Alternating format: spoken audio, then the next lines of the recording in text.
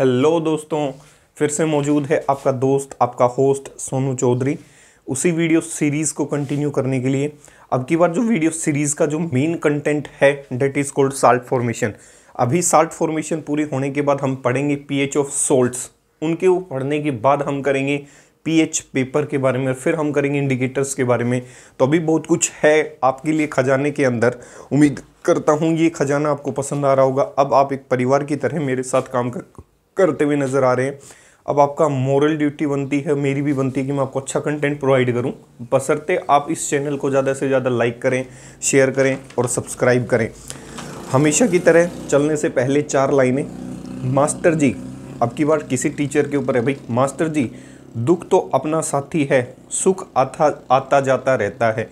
भाई किसी टीचर ने कहा कि भाई दुख तो जो है वो अपना साथी है और जो सुख है वो आता जाता है। ध्यान से सुनना है। मास्टर जी, दुख तो अपना साथी है, सुख आता जाता है, अर्थ स्पष्ट करो। टीचर ने पूछा कि इसका अर्थ स्पष्ट करो। भाई बच्चा बड़ा इंटेलिजेंट था, कोई पप्पू नाम था उसका। क्या नाम था? पप्पू। पप्पू ने कहा, बीवी हमेशा घर में रहती है और साली आती जाती है। तो ये छोटा सा जोक आपको पसंद आया होगा। वो कह रहा है जी, जो बीवी है वो तो घर पे होगी, वो तो हो गया दुख, ठीक है जी। और सुख जो आता जाता रहता है, डेट इज कॉल्ड, उन्होंने, आपको पता है जी, उनकी जो बहन होती है उनको साली कहा जाता है। तो एक छोटा सा जोक है। उम्मीद करता हूँ ये चीज़ आपको पसंद आई होगी। अब जिस मोटिव के लिए हम यहाँ पहुँचे हैं, उस मोटिव को शुरू करना ज़्यादा ज़रूरी है। मोटिव की अगर बात की जाए तो मोटिव है, टॉपिक का जो नाम है वो है साल्ट। साल्ट फॉर्मेशन, कि साल्ट बनते कैसे हैं, साल्ट होते क्या हैं, साल्ट की क्लासिफिकेशन क्या है। तो सबसे पहला क्वेश्चन आता है, सोल्ट क्या होते हैं। ध्यान से सुनना है भाई। जब भी किसी से कोई क्वेश्चन पूछा जाए सोल्ट क्या होते हैं, तो सभी कहते हैं NaCl इज ए सोल्ट। भाई अच्छी बात है, NaCl इज ए सोल्ट, लेकिन ये उसकी परिभाषा नहीं है। तो मेरा क्वेश्चन ये, सोडियम नाइट्रेट क्या है, पोटाशियम नाइट्रेट फिर क्या है। तो अब से आपसे कोई भी डेफिनेशन पूछे सोल्ट की, तो आपको यही डेफिनेशन, परिभाषा परिभाषित करनी है। क्या कह रहा है जी? Those species. कौन से species? Those species which contain, those species which contain cation and anion. Those species which contain cation and anion in their composition। भाई एक ऐसी स्पीसीज जिसके पास कम से कम एक कैटाइन हो और कम से कम क्या हो, एक एनाइन, उसकी कंपोजिशन के अंदर। Those species which contain cation and anion in their composition is called as salt। उसे क्या कहा जाता है भाई? सोल्ट कहा जाता है। भाई एक ऐसी स्पीसीज जिसके पास कम से कम कैटाइन हो और कम से कम एक क्या हो, एनाइन, इन दोनों की कंपोजिशन से बनने वाली चीज़ों को आप आसानी से क्या कह सकते हो? सोल्ट कह सकते हो। मतलब अगर इसे मैं टेक्निकल भाषा में लिखना चाहूँ अपनी जुगाड़ टाइप में, तो कैटाइन प्लस एनाइन के कॉम्बिनेशन को आप क्या कह सकते हो? सोल्ट कह सकते हो। कैटाइन प्लस एनाइन के कॉम्बिनेशन को आप आसानी से किस में डिफाइन कर सकते हो? सोल्ट में डिफाइन कर सकते हो। जैसे NaCl किससे मिलके बना है? Na plus Cl minus. मैं कहूँ KCl किससे मिलके बना है?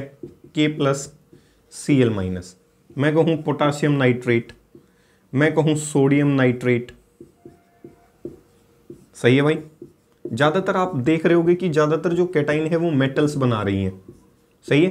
तो कई बार दिमाग में ये चला जाता है क्या जो मेटल है वही हमेशा कैटाइन होगी। भाई ये ज़रूरी नहीं है। ज़्यादातर यहाँ जो कैटाइन बना रही है वो कौन बना रही है? मेटल्स। ये सभी क्या हैं? मेटल्स। तो कई बार पढ़ते वक्त दिमाग में ये क्वेश्चन चला जाता है कि क्या कैटाइन की फॉर्मेशन, जो कैटाइन मौजूद रही होगी सोल्ट के अंदर, वो हमेशा मेटालिक फॉर्म रही होगी?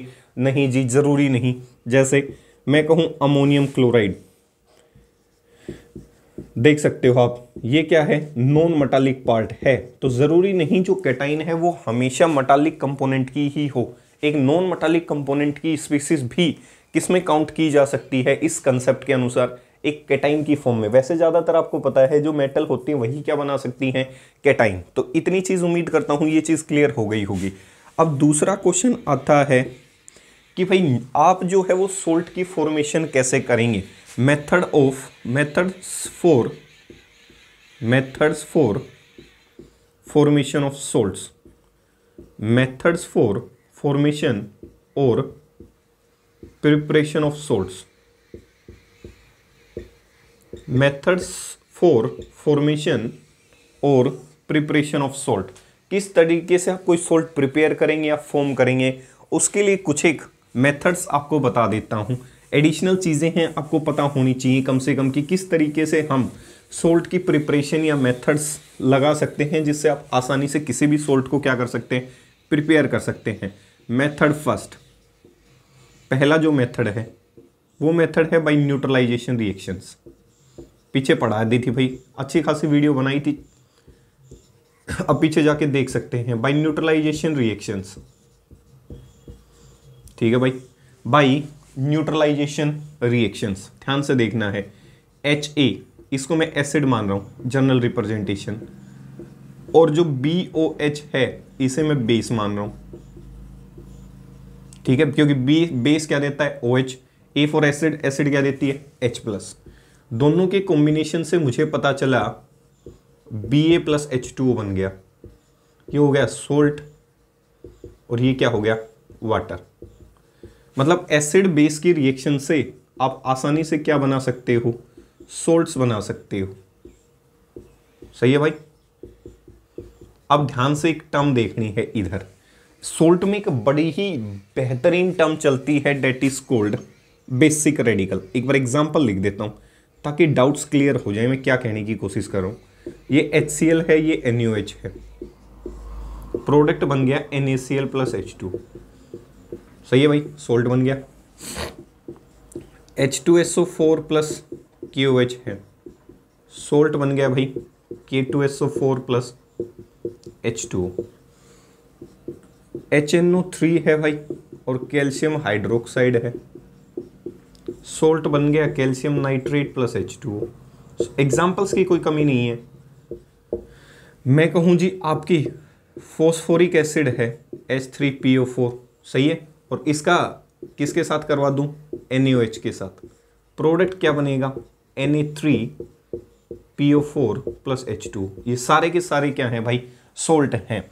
तो एसिड बेस की रिएक्शन से जिसे आप न्यूट्रलाइजेशन कहते हैं उसके आधार पे भी आप सोल्ट की क्या कर सकते हैं, प्रिपरेशन कर सकते हैं। अब यहां से जो इंपॉर्टेंट टर्म्स हैं, क्या है भाई, इंपॉर्टेंट टर्म्स जो सोल्ट के अंदर आती हैं। पहली इंपॉर्टेंट टर्म आती है बेसिक रेडिकल। ध्यान से सुनना है भाई, रेडिकल का मतलब केमिस्ट्री में होता है कैटाइन। क्या होता है, कैटाइन। ध्यान से याद रखना है, जब बड़ी क्लासेस में पहुंच जाएंगे तो ये टर्म फिर से लौट के आएंगे। रेडिकल का मतलब होता है कैटाइन, एक वो हिस्सा जो कैटाइनिक फॉर्म को रिप्रेजेंट कर रहा हो। दूसरा हिस्सा होता है acidic,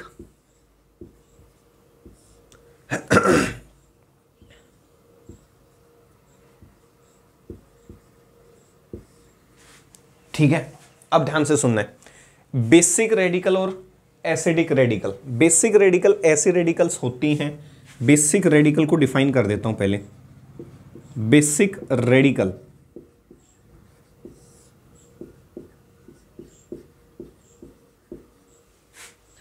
those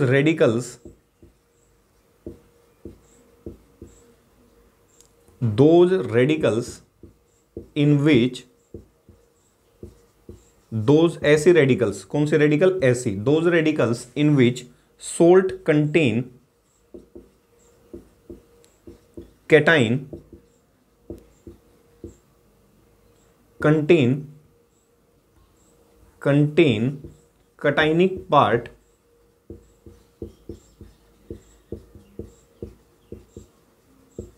obtained from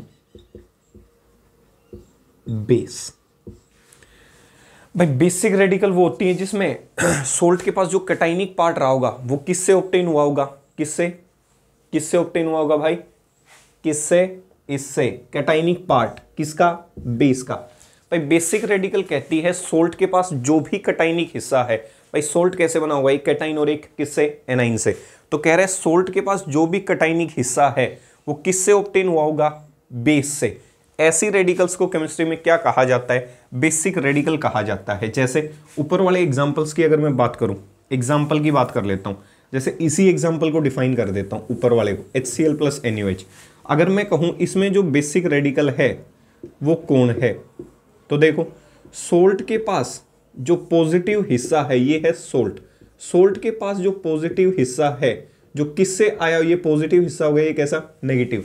salt के पास जो पॉजिटिव हिस्सा है जो किससे ऑब्टेन हुआ होगा, बेस से। उस चीज को आप आसानी से कह सकते हो कौन सी बेसिक रेडिकल है, आप सॉरी कौन सी रेडिकल है, बेसिक रेडिकल। तो कह सकता हूं सोल्ट के अंदर जो पॉजिटिव हिस्सा है Na+, वो किससे ऑब्टेन हुआ होगा, एक बेस से, और वो भी कौन सा बेस है, NaOH। ऐसे ही एसिडिक रेडिकल को डिफाइन कर देता हूं।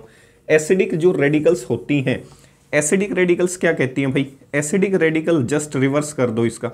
एसिडिक रेडिकल कहती है those radicals in which salt contain कौन सा part, anionic part obtained from acid.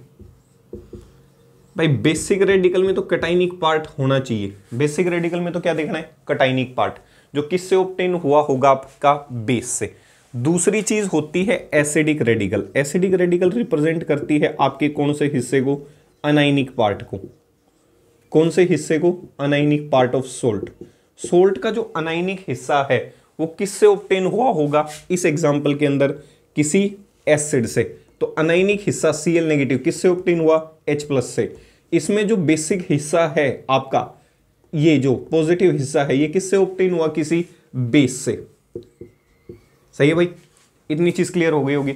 Basic radical उन रेडिकल्स को कहा जाता है जिन सोल्ट्स के अंदर कैटाइन मौजूद हो और वो जो कैटाइनिक हिस्सा है वो किसी बेस से आए। ये जो कैटाइनिक हिस्सा है किससे आया, किसी बेस से। एसिडिक रेडिकल वो होती हैं जिसमें जिस सोल्ट के अंदर अनाइनिक हिस्सा मौजूद हो और वो अनाइनिक हिस्सा किससे ऑब्टेन हो, किसी एसिड से। तो उम्मीद करता हूं एसिडिक बेसिक रेडिकल का जो कंसेप्ट है वो क्या हुआ होगा, क्लियर हुआ होगा। तो ट्रिक बता देता हूं, बेसिक रेडिकल जो है, ठीक है, वो एक पॉजिटिव पार्ट है, जो पॉजिटिव पार्ट ऑफ सोल्ट किससे ऑब्टेन होगा, ऑब्टेन्ड फ्रॉम बेस। ये है ट्रिक। सोल्ट का जो पॉजिटिव हिस्सा है वो किसी बेस से अगर ऑब्टेन हो रहा है तो वो है basic radical. Acidic radical, negative part salt का किससे ऑब्टेन्ड हो, ऑब्टेन्ड फ्रॉम एसिड। सोल्ट का नेगेटिव हिस्सा हो लेकिन मिले किससे, एसिड से। ये है भाई ट्रिक छोटी सी, ये टेबल क्लेरिफाई कर देगी आपके जितने भी डाउट्स हैं। एसिडिक्स, बेसिक सोल्ट, रेडिकल सोल्ट, इनके बारे में आपको अच्छी से ब्रीफ एक्सप्लेनेशन दे देगी। उम्मीद करूंगा ये जो एसिडिक बेसिक रेडिकल का कंसेप्ट है, बेसिक रेडिकल का मतलब होता है कैटाइन, एक सोल्ट की cation. Basic radical term salts में इस्तेमाल की जाती है, तो इसका मतलब बेसिक रेडिकल्स वो रेडिकल्स होती हैं जिसमें सोल्ट का कैटाइनिक हिस्सा किसी बेस से ऑब्टेन हुआ होगा और सोल्ट के अंदर जो एनाइनिक हिस्सा है वो किसी एसिड से क्या हुआ होगा, ऑब्टेन। पहला तो तरीका ये है। दूसरा तरीका होता है सॉल्ट प्रिपरेशन का from metal carbonates and metal bicarbonates. Metal carbonates और बाइकार्बोनेट्स की रिएक्शन से भी आप क्या ऑब्टेन करवा सकते हैं, सोल्ट्स ऑब्टेन करवा सकते हैं। कैसे, when both metal carbonates and metal bicarbonates are treated with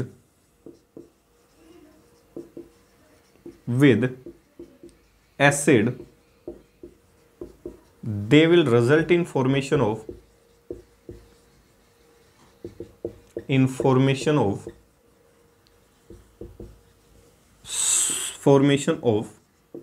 salts। वहां से भी आप किसका निर्माण कर सकते हैं, सोल्ट्स का। सारी चीजें पीछे पढ़ा चुका भाई। NaHCO3 अगर इसकी रिएक्शन किसी HCl के साथ करवा दूं, प्रोडक्ट क्या बनेगा, पीछे पढ़ाया था, मेटल कार्बोनेट्स का salt plus H2O plus CO2 gas evolve हो जाएगी। अगर इसकी जगह मैं Na2CO3 ले लूं और H2SO4 के साथ इसकी रिएक्शन करवा दूं तो भी प्रोडक्ट क्या बनेगा, Na2SO4 प्लस H2O प्लस क्या बना होगा, CO2। तो ये कुछ एक एग्जाम्पल्स हैं जिसके आधार पे आप आसानी से इन चीज़ों को क्या कर सकते हैं, क्लिक कर सकते हैं, समझ सकते हैं। मैं कहूँ कैल्शियम, ऐसे मान लेता हूँ, कोई दिक्कत नहीं, एग्जाम्पल्स की कोई गड़बड़ी नहीं है। तो कैल्शियम क्लोराइड रहा होगा प्लस H2O रहा होगा प्लस क्या रहा होगा, CO2। ये भी क्या है भाई, सोल्ट। ये तो बचपन से ही पढ़ते आ रहे हो। ताजमहल की एक रिएक्शन करवाई थी मैंने, कहा था सल्फ्यूरिक एसिड नाइट्रिक एसिड उसके ऊपर गिरना शुरू करें, जो एटमॉस्फेयर से ऑब्टेन हुई होंगी एसिड रेन के थ्रू उसकी सरफेस पे गिरी होंगी, सरफेस को खराब कर रही होंगी। तो इसका मतलब ये भी एक प्रकार का क्या है, सोल्ट है। तो उम्मीद करता हूँ ये चीज़ क्लियर हो गई होगी कि इस मेथड के माध्यम से भी आप किसका निर्माण कर सकते हैं, आसानी से सोल्ट्स का निर्माण कर सकते हैं from metal carbonates and metal bicarbonates. यहाँ तक उम्मीद करता हूँ ये चीज़ पूर्ण रूप से क्लियर हो चुकी होगी। यहाँ तक किसी भी प्रकार की कोई शक की और किसी भी प्रकार की गलती की कोई गुंजाइश अब आपके पास नहीं होनी चाहिए भाई। इसके बाद अगला तरीका जो आपने बहुत शुरू में पढ़ा था, कैसे किसी एक्टिव मेटल को एसिड से ट्रीट कर दूं तो भी क्या बन सकते हैं, सोल्ट्स बन सकते हैं। Treatment of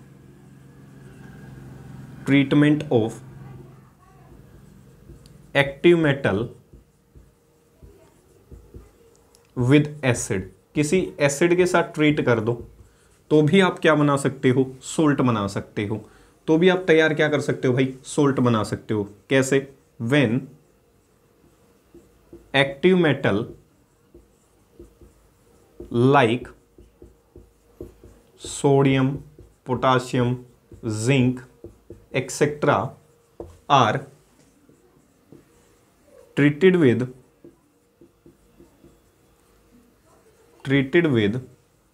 dilute acid,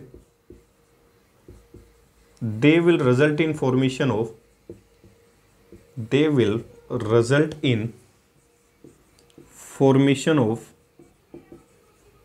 salt and evolution of hydrogen gas.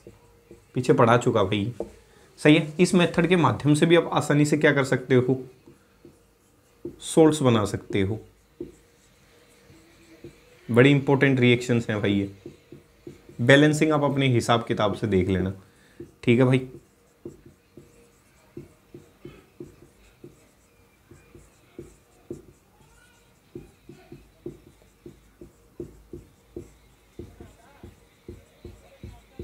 उम्मीद करता हूँ ये चीज़ क्लियर हुई होगी। ये सोल्ट है, ये भी क्या है भाई, सोल्ट है, ये भी क्या है भाई, सोल्ट है, और ये भी क्या है भाई, सोल्ट है, ठीक है। उम्मीद करता हूँ ये चीज़ आपको पूर्ण रूप से क्लियर हो गई होगी।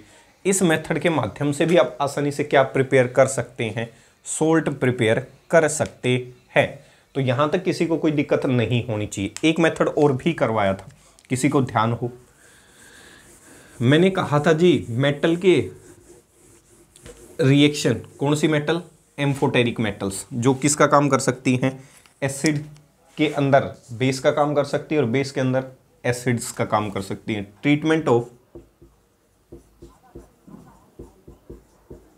एम्फोटेरिक मेटल विद बेस, याद आया, जनाबे आली गाया पंजाबी सॉन्ग, उनसे भी आप क्या कर सकते हो, सोल्ट तैयार कर सकते हो। जैसे जिंक प्लस NaOH, क्या बना था, sodium zincate, Na2ZnO2 plus H2 gas evolve हो गई थी। तो ये भी क्या है, एक प्रकार का सोल्ट है। पीछे पढ़ाया था, ये जो सोल्ट है ये थोड़ा सा डिफरेंट होता है किन सोल्ट से, जो सोल्ट न्यूट्रलाइजेशन से ऑब्टेन होते हैं।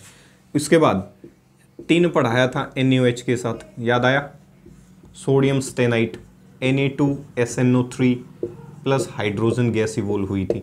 सही है भाई, उम्मीद करता हूँ ये चीज़ें आपको थोड़ी बहुत ध्यान रही होंगी। ऐसे ही टीन के साथ एक लेड भी पढ़ाया था, मैंने कहा था प्रोडक्ट सेम रहेगा, बस टीन की जगह क्या आ जाएगा, Na2PbO3 प्लस कौन सी गैस इवोल्व हो जाएगी, हाइड्रोजन गैस इवोल्व होती हुई नजर आएगी। इसके बाद इंपॉर्टेंट रिएक्शन पढ़ाई थी एल्यूमिनियम प्लस NaOH के साथ। ये मेटल हो या इन मेटल्स के ऑक्साइड हों, वो किसका बिहेवियर शो करते हैं, एम्फोटेरिक बिहेवियर शो करते हैं। तो प्रोडक्ट पढ़ाया था ये NaAlO2 प्लस हाइड्रोजन गैस क्या हो गई थी, इवोल्व। तो उम्मीद करता हूँ इन ट्रीटमेंट्स के माध्यम से आप आसानी से किसकी प्रिपरेशन कर सकते हैं, सोल्ट्स की क्या कर सकते हैं भाई, प्रिपरेशन कर सकते हैं। यहाँ तक मुझे नहीं लगता किसी भी स्टूडेंट को किसी भी प्रकार की कोई दिक्कत हुई होगी to how to prepare a salts. Salts होते क्या हैं, बेसिक रेडिकल क्या, सोल्ट के अंदर जो कटाइनिक हिस्सा है वो किसी बेस से ऑब्टेन हो। एसिडिक रेडिकल क्या, सोल्ट के अंदर जो एनाइनिक हिस्सा है वो किससे ऑब्टेन हो, किसी एसिड कंपोनेंट से ऑब्टेन हो। इनके लिए टर्म यूज़ की गई एसिडिक, बेसिक, ये टर्म इस्तेमाल की गई। तो उम्मीद करता हूँ यहाँ तक ये चीज़ आपको पूर्ण रूप से क्लियर हो गई होगी कि how to prepare a salt, कि सोल्ट की प्रिपरेशन कैसे की जा सकती है। इसके बाद जो हम अगला सेक्शन शुरू करेंगे that is called a classification of salt, कि सोल्ट को क्लासिफाई किस तरीके से कर सकते हैं और हमारे सिलेबस में उनके ऊपर किस प्रकार के क्वेश्चन आ सकते हैं। तो उम्मीद करता हूँ ये चीज़ आपको पसंद आई होगी। जानने से पहले हमेशा की तरह जो मेरी फेवरेट शायरी है वो आपके सामने पेश है। जब लोग आपको जीवन में महत्व देना कम कर देते तो उन लोगों के लिए 4 लाइनें हैं। तू नहीं कोई और सही, तू नहीं कोई और सही, कोई और नहीं कोई और सही, बहुत लंबी है ज़मीं, लाख है हंसी इस ज़माने में सनम, तू अकेली तो नहीं। तो उम्मीद करता हूँ ये चीज़ें आपको पसंद आई होंगी इस कंटेंट वीडियो के साथ। तो अब आपका मोरल ड्यूटी बनती है कि ज़्यादा से ज़्यादा चैनल को लाइक करें, शेयर करें, सब्सक्राइब करें। तब तक के लिए आपका दोस्त, आपका होस्ट सोनू चौधरी आपसे विदा चाहेगा। तब तक के लिए जय हिंद, जय भारत।